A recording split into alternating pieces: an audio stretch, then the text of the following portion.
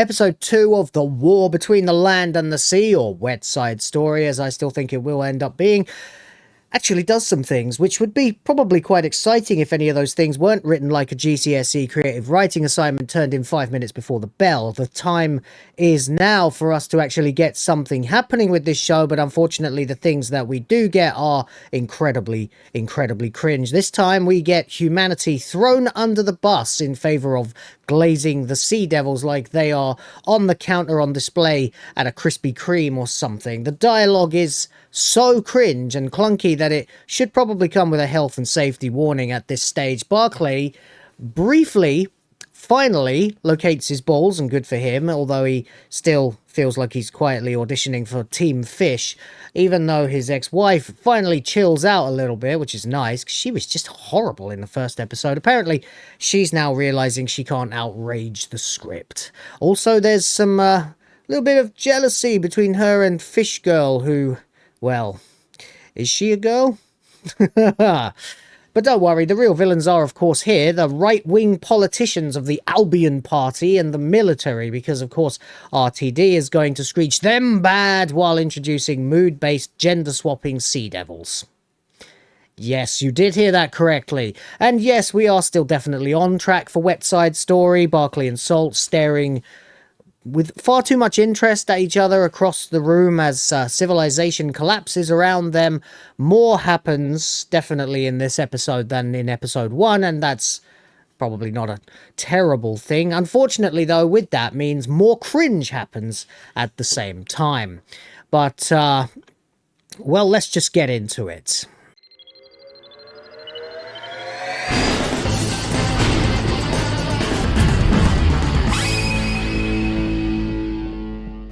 Alright, let's get into the review for The War Between the Land and the Sea. Episode 2, or as I like to call it, Diplomacy for Dummies and Fish People.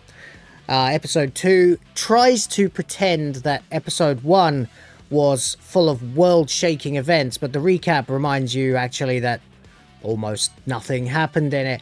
This, of course, is going to take the format that I usually would use for reviewing Doctor Who or anything else, which would be ideally that I'm going to do a non-spoiler summary right here at the drop, and then in a few minutes time, maybe a couple of minutes, there's not really a lot to say, we'll get into the good, the bad, and the which of course would be the full breakdown of the entire episode with commentary courtesy of yours truly. So hopefully you're into that, and we're going to get into it very soon. I'm going to try and make this a little quicker than the last one was, but we'll see if I can do that or not. Anyway, let's begin with non-spoilers. So as I said, yes, there's a brief recap of episode 1 with all of the things that didn't happen in the first episode, and a lot of standing around and talking. Really, it needn't be there at all. There's hardly anything to say about this. Then, of course, the story lurches into politics, because it was only a matter of time until this situation devolved into a whole bunch of talking about various different political perspectives and, oh, should we treat with them or should we try to kill them? Blah, blah, blah. It's obvious. It's so on the nose. It's so very, very Children of Earth. So very Avatar. It's been done before to death, actually, this kind of story. It's really probably the least creative thing RTD has ever done. It's pretty much entirely all derived from either his own other works or other better works by other writers. So, make of that what you will. There are some nice things about it. Of course, there is a lot of RTD waxing about the uselessness of humans, because apparently RTD is the most fabulous one of us. Oh, of course, humans are so backward and awful, and if we were all just fish, everything would be so much better, wouldn't it? Oh, yes. Shut up, RTD, you species traitor. At the end of the day, Barclay, shockingly, does actually start to nut up a bit in this episode. He does definitely stand up to politicians, ambassadors, military personnel, and his wife, which is pretty damn good, actually, because he was an absolute doormat in episode 1, which I really did not like at all. Russell Tovey manages yet again, still, to make the unassuming wishy-washy guy that is Barclay Pierre Dupont, as he is referred to, likable enough that he can probably carry the show, but only in as much as the show is still really bad. He's just the least bad thing about it. The Sea Devils are now just smug virtue signaling bastards, pretty much. That's it. And Unit has sort of turned into a glorified PR firm run by exhausted single mums who forgot their coffee. The episode is all about diplomacy, trust, and environmental guilt sermons, of course, which is basically what I was expecting the entire show to be. So now the show is finally lurching into gear in what I was expecting it to be, something I would never want to watch, and you definitely should not. If you enjoy being lectured by a fish with attitude problems and a propensity to turn into the opposite sex in order to shout at you in a more commanding tone, you're in for a treat. And if not, well, buckle up, because there's going to be more of this, unfortunately. Anyway, that pretty much brings me to the conclusion. Yeah, I know, short and sweet, of episode 2. I suppose I should point out that basically everything you've seen is here. We've got the Titanic reappearing from the ocean in the middle of New York. It's actually not even really touted very much as much of an achievement. Then no one is surprised by the fact that this is possible. And I'll get to that much more in the spoiler section. But, you know, it is just really... You know what? It's just time to get into the spoiler section. I effectively gave this episode a 3 out of 10. Because, unlike the previous episode, it did very little that I enjoyed. Enjoy is a strong term. I barely enjoyed anything of this entire show so far. At all. Like, at all. No, I haven't enjoyed it. I've sort of raised a half a smirk, like, once or twice. And this episode annoys me so much more than the first episode. So, 3 out of 10. Might even go lower by the time we get to the end. So, that's your warning. We are now moving into the good, the bad, and the... because that's basically the only way you can interpret this show. So, you have been warned. We will now begin to take a look at the actual show. So, we begin with the cheap recap and cheap thrills associated with it. It's all the stuff we saw in the last episode. There really isn't any need for it. It's just what it is. And we end, of course, with the moment where Barclay said, okay. And that's it, basically. That's basically it, yeah. Yeah. Anyway, we begin the actual episode then after the unnecessary over-the-top title sequence that once again... Oh, by the way, this one written by Pete McTeague. Someone who I think was once, or maybe considered, or once was anyway, considered for a Doctor Who showrunner. Terrible, terrible, terrible idea if you ask me. But doesn't matter. We'll move on anyway. If we get out of this, just everything's bloody blue. Blue, blue, blue. The ocean and the skies. Blue, blue. Bollocks. Alright, back we are then at Imperial House. And we have our boy here, Barclay, standing around in a big empty room, wondering what happened. And then immediately we get a flashback to him being escorted from the room in the last scene. From the end of the first episode. I don't know why we couldn't just end with that, but I guess that would have been too dramatic. So we have a flashback to approximately 10 minutes earlier. It's fucking unnecessary, but whatever. Strange. We do get in there, though, a moment where Barclay looks at Salty, whatever her name is, Salt, and she looks at him as if to sort of go, oh, you know, I need you and you need me, but by the end of this, Salt will no longer be in a very diplomatic mood. And to be fair, I am not in a very diplomatic mood reviewing this piece of shit. Kate and her boy toy, I can never remember his bloody name, and apparently he has an accent now. Did he always have an accent? I don't know. He has an Arab accent, which is also slightly French sounding. He refers to Barclay as Barclay Pierre Dupont, which is the first time we've heard anyone actually pronounce it in a French accent. Anyway, that's just a thought, really. Not really a review point, just a point of consideration from me, really. Whatever, anyway, doesn't really matter. Before long, Kate walks into the room and meets with Barclay, and she's very cross, really, because she doesn't understand who he is, why he's the person that everyone has decided that needs to be the ambassador for them.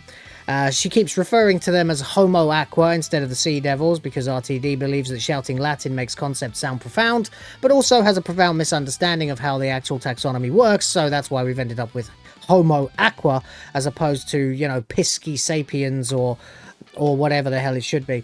Anyway, Barclay says that he has a goldfish as a little joke that kind of almost works, but it is there only really to show you that he has no fucking clue what he's talking about when it comes to interspecies diplomacy between man and Piscine. However, for some reason it kind of works, and Kate sort of almost cracks a smile at some point, seeming to like him and seeming to have shaken off that genocidal demeanour that she had in Doctor Who Series 215 or 41, or the second half of 114 or 40, I should say. Doesn't really matter anyway. It turns out everybody is ripping on every single moment of his entire life. We get, obviously, childhood shots of him as a boy in real life, and birth certificates, death certificates, marriage certificates, blah, blah, blah. It turns out his wife's name is Barbara. Okay, fair enough. Barbara, African name. Can't remember what it was. Let me put the subtitles on. Maybe that'll help me. Let's have a look. There we go. Anyway, yeah, so Barbara Nyamai, married in June 2003, divorced 2022. Then she's getting arrested. Whatever he's done, I'm not part of it. He's a bad, bad man. That's why I divorced him. We're not together. Bitch. Whatever, doesn't matter anyway. Barclay basically says he didn't want any of this, but he does want to help. As his kids and, his kid, who, by the way, I'm now convinced is biologically female, but for some reason has a male name in this show, is taken away to a hotel. But anyway, Kate does soften a bit here, which is, I suppose, nice, but she looks like she hasn't slept since Torchwood was last relevant. The PM is there to set up the old H2O committee, which is the international wankfest of politicians talking about how they are in any way useful in this situation. They literally do still call it H2O. Why? Is there a double meaning there, or is it just because it means water? Why is this? It's so bad. It's so bad. It's so lacking with creativity, and what creativity it does have, it feels like it was written by a teenager. Whatever, anyway, Sir Jonathan Hines has made no comment over his dismissal. Well, no, because he was bloody there, so he would know that there's no point. He's a fish spy! We cannot let them dictate our future! Oh, it's so very, very cringe, guys. And there's, of course, Trinity Wells, I think her name was again, who used to be the news anchor for the American news during the Saxon administration, but unfortunately now just looks really, really haggard. Don't you think she looks tired? But anyway, that's really not the point. Then we have this wanker, who is basically the former Albion Party leader. Now, you may remember the Albion Party from the last two series, or one series split into two, of Doctor Who. It's an idea that Russell T Davies invented, basically, so that he could have a right wing that is an approximation of a British version of MAGA.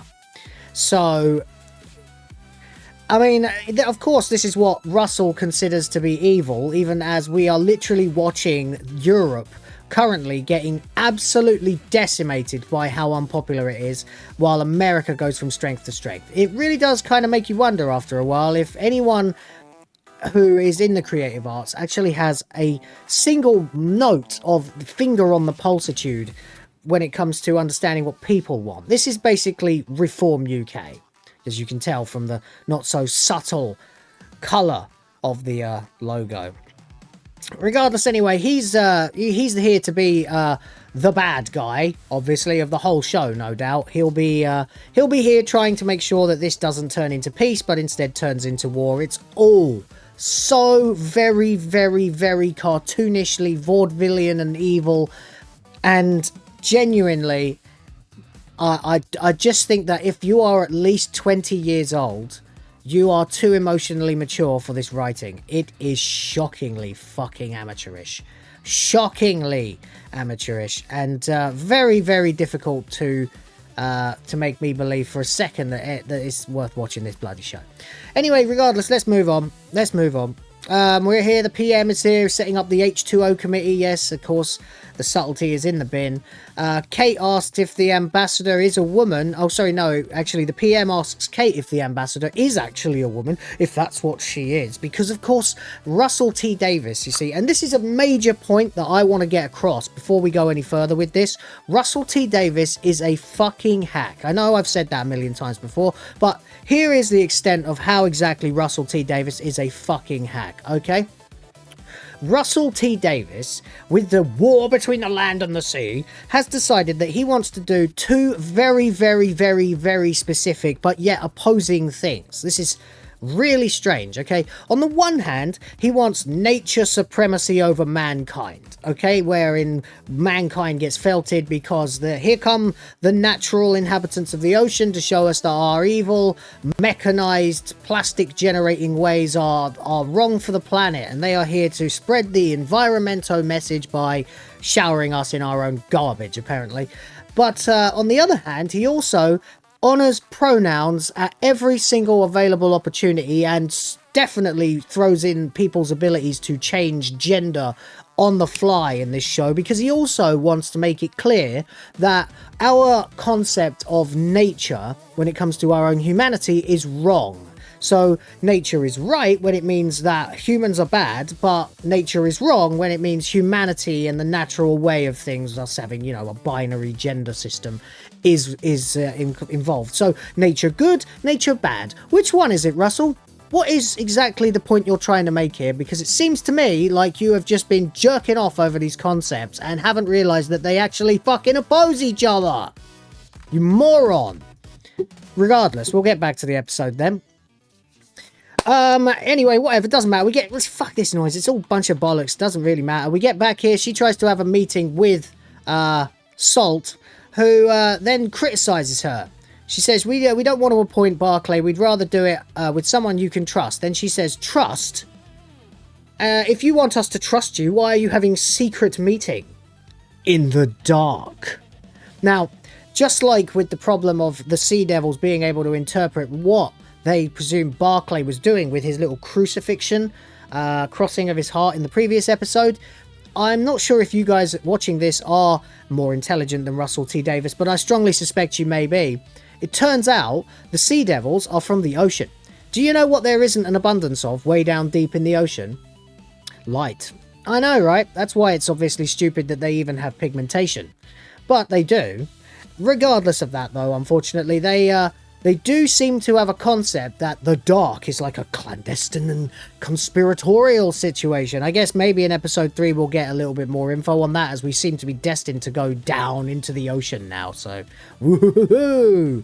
But yeah, there's no reason why a fish person would have a concept of the dark having any semiotic reference besides the fact that it's just whether you can see or not, and they would be able to see in the dark. So there. Once again, amateur hour, rubbish, just rubbish. So she's not having it. She will only talk to Barclay. Barclay shows up. She wants to talk to him. Can't really remember what the hell gets said here. But it's basically, oh, they introduce themselves. He calls himself Barclay. She calls himself Salt, or herself, or itself, Salt. And that basically will do. There's a little bit of a, sort of a little, you know, his again, I'm nobody charm seems to power through. He says, you don't know anything about diplomacy or politics. She says, we chose you for your compassion, blah, blah, blah. I don't give a fuck. Then she asks him, and this is the theme of it, basically every time Barclay is asked to represent humanity and the due process and the pre-approved scripture, she bulldozes through it and tells him to think just what he wants. And he, despite being an unqualified scaredy cat, basically, is more than willing to just open up and say what he thinks. And every time he opens up and says what he thinks, he says he thinks that basically it's our fault and we should all just grovel and beg and that'll be the end of us. I guess. I don't know. Whatever, anyway, it doesn't matter. Now he's being taken away. It turns out he's being taken to Kate. Kate's in the car, has a little sit in the back of the car with her, says, "Oh God, don't kill me, don't kill me." And then she goes, "Oh, I've forgotten my gun." And he says, "Really?" And then she pulls out a gun and says no. But she's not going to kill him, of course, because that would be really stupid. It is kind of a little bit chucklish, but that's about as good as it gets in this episode. She says she wants peace, international cooperation, a better world, predictable talking points from Russell T Davies, of course. Barclay here's a homo aqua again and already looks done with existence. As I am. We get to the diplomatic hotel where God, get past it. We get here to the diplomatic hotel where he discovers that his wife and kids have been the entire time. Kid has been ever since. So he's there now in a hotel with them, and how nice for them, I suppose. Meanwhile, we are over here at Unit as everybody is preparing for the negotiations, and of course, once again, glazing for the fish people, talking about, oh, how is it that they can do all this communication stuff? It's kind of amazing. How do we do it? Oh, they're so much more advanced than we are. Oh, it's literally what they say all the time. Oh, look, she used sarcasm. Oh, but what is she? Oh, it doesn't matter. It doesn't matter. It's just a load of bollocks, guys. It doesn't matter. She's running the show, whether we like it or not. Oh, if only they weren't so much more advanced than us with their rocks and spears. Ooh, it's like, okay, so maybe they have naturally occurring physical manifestations of the sorts of things that we've developed technology to do instead, like right now, and I'm literally just looking at my kids on CCTV in my house because that's how I have to work these days. But you know, if that makes me telepathic, then so be it. It doesn't, but the fact that they are and we have the technology to be just as powerful does not make them better than us. It doesn't matter anyway. The whole show is here to make sure that you understand that they are better than us in every way. Every way. Funny how the Doctor didn't feel that way, but I bet if he showed up again now he would. Anyway, whatever. We go to the eggs. They're doing some forensics on them, and you get this twat with his really, probably very unhygienic ear bar thing. You know, the ear widening shit that everyone used to wear 20 years ago that they probably regret now because they're having to have their lobes cut off. But whatever, anyway, it doesn't matter. He said he volunteered, he didn't want to miss this, but actually, apparently, Unit has no security clearance whatsoever because this little shit is going to steal some stuff. That's right. He's a spy. Alright, back in the hotel. So, you know, this is cringe. Barclay's ex can't believe he's suddenly important. Their kid, whose voice is unmistakably female, by the way, is thrilled that Daddy is famous now because, of course, well, Russell T Davies can write one thing, and that is teenage immaturity, because that's literally the emotional level that he has. Barclay tries to grow a backbone, but quickly admits he has no real clout and will do exactly as everybody just tells him to do. But of course, if he's just reading from a script, how is he really of any use to the, not Silurians, the Sea Devils? Which is actually basically what the rest of the episode will be about. Anyway, it doesn't really matter. She's not really having it in the beginning, but, and she tells him, I'm going to drink everything in this minibar, so, and he goes, well, I don't think it's included. Well, it probably is, to be honest, Barclay. You are the most important man in the world right now. She says she doesn't give a shit and sits down and downs what is easily a double shot. Must be, actually, no, what is that? 100 ml? A quadruple shot of vodka. Great. Okay then. Regardless, he tries to grow a backbone, but of course he doesn't have much clout. She just downs the vodka while he just wanks on about how they've got this whole committee. They've got this whole committee thing that I don't understand. And then his daughter asks him what was the fish girl like, and he says, well, you know, she's like us, innit? But, and then I wanted to go, but a fish? And then he goes, but, like, I don't know. Cop-out writing. Real cop-out writing. Would have been better if he had just said she's like us, but, you know, a fish. Because that is actually what she is. So there we go. She's beautiful, apparently.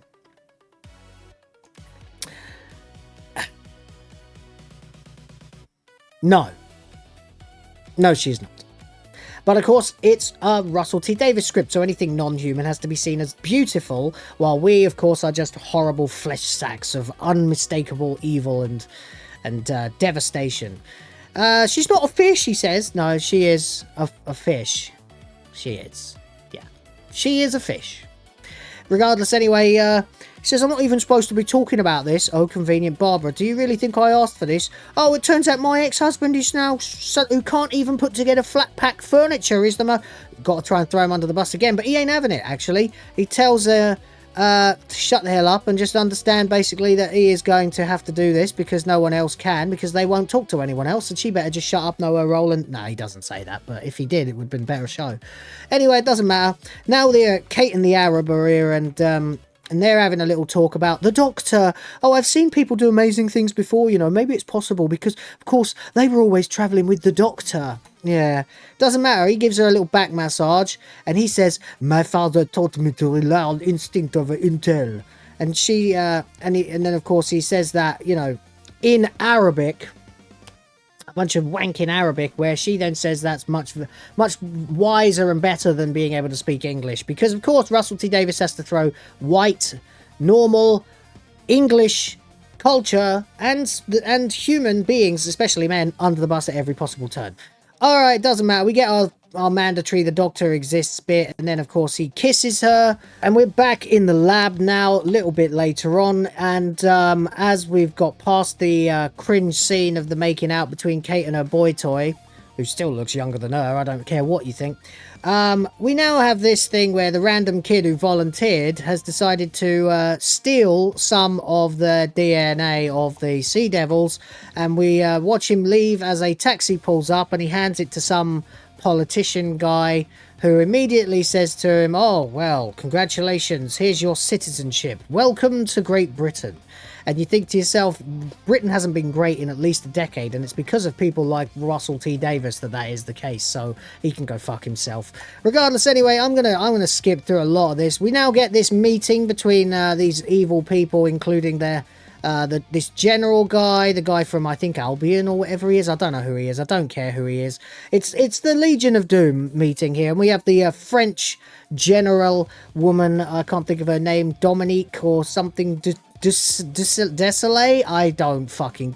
General Desolé, that would be funny, wouldn't it? General, sorry. Alright, no, but they're all sitting there as they have their supposedly Machiavellian, but not in any way actually Machiavellian meeting about how they're going to make this into a war because they can't have you know, diplomacy with fish. So the plan is to turn this into a war and screw over the fish at every possible turn. It's cartoonishly evil as they sit around drinking cheese and wine like oh, he's a capitalist. It's capitalism. Capitalism's the evil, and they have to undermine UNIT. It won't matter in a minute, though, because as a result of them being such twats, the identity of Barclay has been leaked to the public. She says, oh shit, almost says oh shit, but doesn't quite get to say oh shit, as Barclay becomes the most famous man in the world. He goes back to the hotel room, and now his daughter is really happy about it because her dad's on TV, of course. I say daughter, of course it's a they, them. But I don't care about that because I don't honour such stupid crap. Anyway, it's really stupid as we proceed, and we find out that it was indeed General Dominique Dussolier who ratted him out, and Kate says she's going to get in touch with the French ambassador because she's in the mood for a bollocking. Alright, doesn't matter because the next scene, the French woman is escorted out and loses her clearance as Barclay approaches to go to his first major session as ambassador of Earth. They've got him on life sign monitors, the PM is watching, everyone says good luck, here come the fish. Fortunately, it takes about 1/10 of the time that it took last time for them to arrive, and before long they're standing face to face again. And all of the preamble that has taken 21 minutes, by the way, is over, and we are now back to just standing together and all that stuff. Yeah. Opening negotiations begin, and I'm not going to bore you with it. Basically, he's reading from the script. He just says he has a kid. He tries to be a bit human, but they keep telling him to stick to the script. But before they go any further, the fish request a glass of water, not from a thing, a bucket, like a bottle or whatever, but from the River Thames. So a bunch of squaddies run out and they get a glass of Thames River water, which is portrayed as this disgusting brown sludgy polluted mess. And honest to God, I would very much like it. I don't know if anyone watches my channel who lives in metropolitan London. God help you if you do. But you know what? Go down to the river and scoop up a glass and let me know. You know, let me know what the water looks like. Does it look like this? Just exactly how much is Russell T Davies exaggerating here? As we discover that this needs decontamination, but she wants him to drink it. Of course she does. Of course. But then they get intel on the water somehow. Its unit, the glass has probably got nano machines in it or whatever. E. coli is guaranteed, dysentery, meningitis and Legionnaire's disease. So if he drinks that, he's basically going to get very, very sick and probably die. And of course, even the characters are getting bored with the script at this point, because they are predicting some of the things that Salt is going to say, and they say, okay, skip to the next paragraph, skip to the next paragraph, skip to the next paragraph. We know she was going to say that. We know we were prepared for this. Let's just get to the next paragraph. Anyway, it doesn't matter. He says he can't do it. They are definitely going to try to deal with the current pollution crisis, which is about 10 paragraphs down in what was prepared for him to say. And because you know, he's being manipulated by Salt. She says the water is contaminated. Why? Well, you know why, and so do we. So we don't need those pages of the script, Russell, so you can throw them away and we'll literally have the characters do the same thing. Great writing. Regardless, anyway, we keep moving anyway. She says that his words are those of a politician, vetted and craven and hollow. She wants him to answer. And basically he ignores it. Finally, he tears out his earpiece and decides that he's going to say the reason this has happened is because we were stupid. That's the truth of it. The human race is stupid. We didn't understand the consequences, and now we do. He blames capitalism, he blames big tech, he blames all of the big capitalist corpos, and I don't know if Russell T Davies has realised this yet, but the corporations he's having a go at are actually on his side these days. Doesn't matter anyway, because Barclay is very pleased with himself here as he sanctimoniously wanks on about how the kids are so much better, they're so much more advanced than us, they know this, why don't we listen to them? I guess we're all just a bunch of useless boomers, even though Russell Tovey is a millennial. So, I don't know what the fuck any of this, it's just so cringe, guys. The kids know more than us, the kids who are full idealistic and have absolutely no idea what the hell they're actually talking about, because they've never worked a bloody day in their lives. They have no idea the machinations of agriculture or infrastructure or logistics or anything like that, but they know the world should be better than this. Fuck off, Russell. Fuck off, Russell. Alright, anyway, it's peak cringe. It's probably the cringiest moment of the series so far, actually. Salt is delighted with this answer, actually, and she says, I think you are my favourite human. Like, she's met about 3. Calm down, lady. Anyway, Unit are very happy, but everyone else in the room is looking at him with daggers. But Kate is very pleased. She is very not. Doesn't matter anyway. Back in the room, and now Russell's really found his balls. Sorry, Barclay has really found his balls. He's running around going, oh man, I've got so much energy, I feel fantastic, you know. Then he talks to his daughter and says, you know, I was thinking about you today. And she says, me? He goes, yeah, you and your hippie mates. She goes, well, they're not hippies. And she says, no, and that's not even a word anymore. Yeah, it is. And she clearly is a fucking hippie. Most kids these days are fucking hippies. It's unfortunate. I was even slightly hippie when I was in my younger days of liberal ideas, even though I was very much a conservative voter my entire way through, until I realised in the last election that the Conservative Party has less teeth than a fucking 90-year-old. But whatever, anyway. The kids, he's just sort of very happy with him. Everyone's laughing. The wife seems to like him now, and his wife even gives him a glass of wine. Says, oh, it tastes better than the water from the river. Then she says, oh, what's your fishy ambassador like then? And he says, why, are you jealous? It's kind of strange. And then the kid says, yeah, she is jealous. Oh, by the way, just at this point, let's have a look here, right? If this is if this kid, right, if Barclay is correct, and the kids are so much more advanced and have so much better ideas than us, why is she fucking huge? Why is she so fat? Go on. If you're so bloody great and you're the peak of human evolution and you've got all the greatest ideas, why can't you maintain a fucking regular BDI?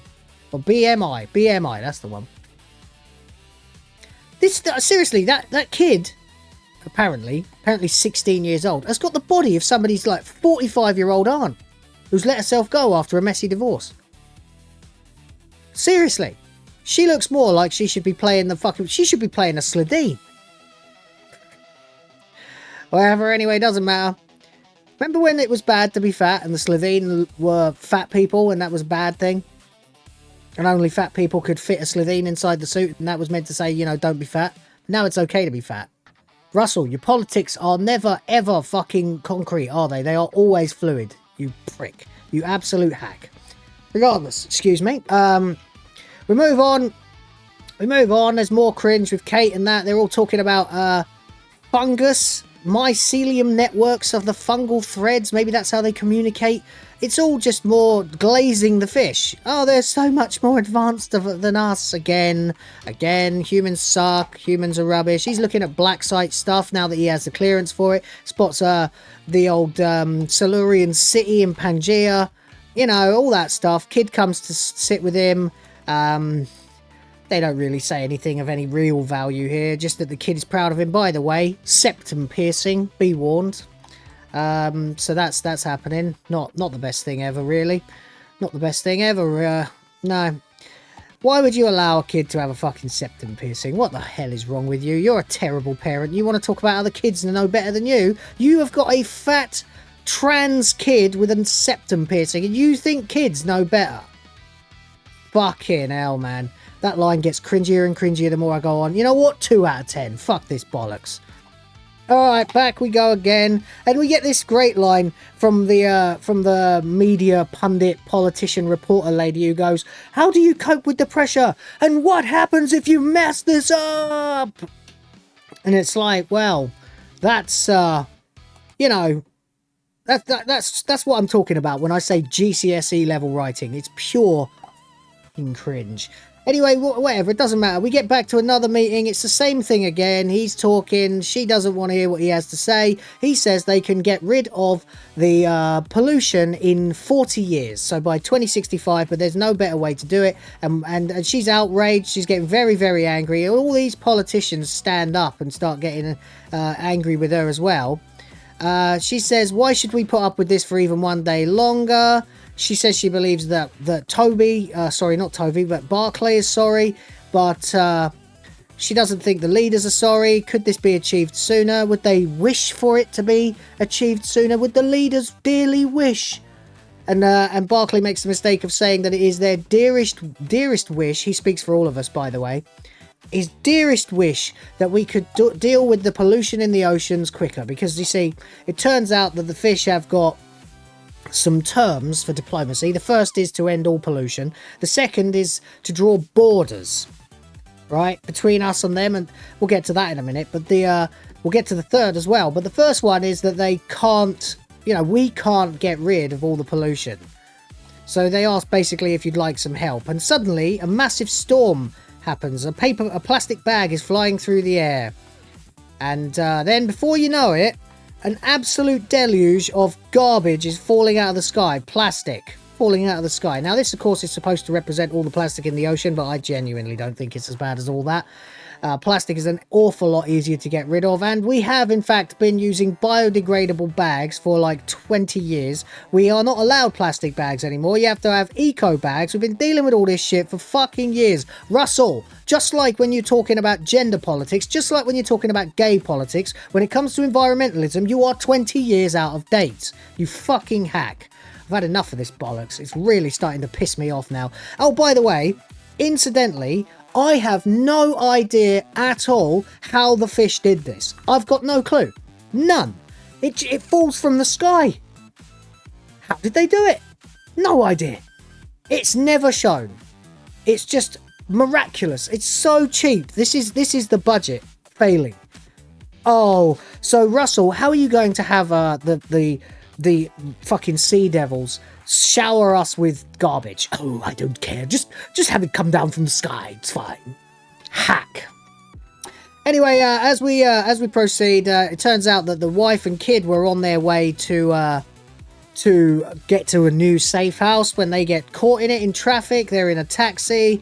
The taxi gets hit by a big lump of stone and the driver gets killed, so she forces Kirby, the lady, to get out and go for a run, which is absolutely the last thing that you would want to do. Send your kid out into that and stay in the car yourself, although she does eventually get out too. The driver is dead. A huge chunk of rock hit the car, or pillar or something. It doesn't matter anyway. They're all standing here showering themselves from the garbage storm. And this is so fucking cringe. It's so fucking embarrassing.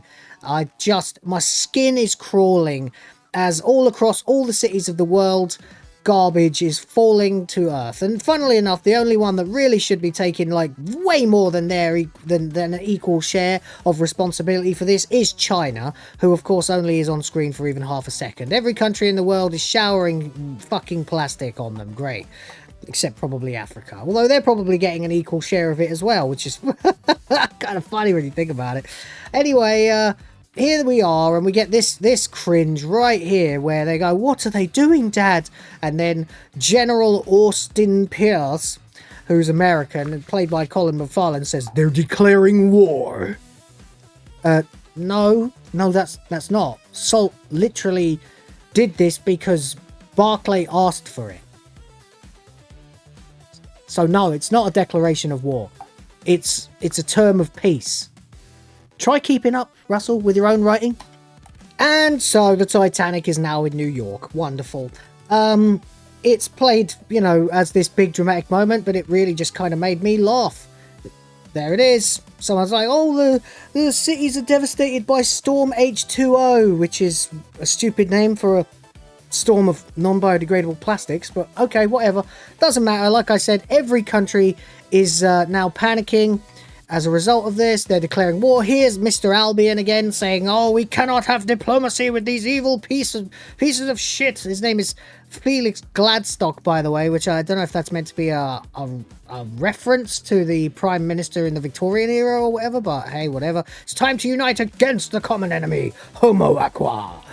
Ooh, the bad guys are, Republicans, conservatives, the alt-right. Oh, maybe, just maybe, progressivism has been left in the dust by the alt-right, because the alt-right is the one that's actually the one that's progressive. And maybe we shouldn't tolerate this. Maybe we should just fucking pollute the entire oceans, and nah, that wouldn't work either. There is no solution for this problem, by the way, which is why it's hilarious watching Russell trying to navigate his way through it. Doesn't matter anyway. She gets very cross, and now we get the scene where she is angry with the fact that he still won't necessarily side with him, but then all these disgruntled politicians and capitalists and shitheads basically stand up and start yelling at her and undermining Barclay's capacity as ambassador. And finally, we realise that the second term, the borders that the Sea Devils want are for us to completely relinquish the water of Earth and live only on the land, which means also having to abolish travel across the sky above the water, which they don't have any jurisdiction over, and also it means that we would no longer be able to trade with each other as countries, and it would basically be the fall of mankind. It is effectively too much to ask. It's completely insane. We can't give them complete control of all the oceans in the world. We also need water to live.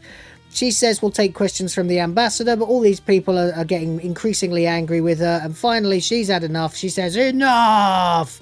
And then we have a quick look as her face transforms into a face of a man. Yes, she has become a man. Is now displaying signs of testosterone, cortisol, ketotestosterone, in other words, trans fish people. And that is probably the end. Barclay manages to calm it down again. Explains that people are just afraid of things they don't understand. They don't mean to offend. Once again, basically he says, you know, you're cleverer than we are, we get it, fish good, humans bad, the demands escalate, no more pollution, borders, they want the whole ocean, everything goes completely stupid, and once again, the third term is revealed as they want the next meeting to happen in the depths of the Atlantic Ocean, at least 5 miles down.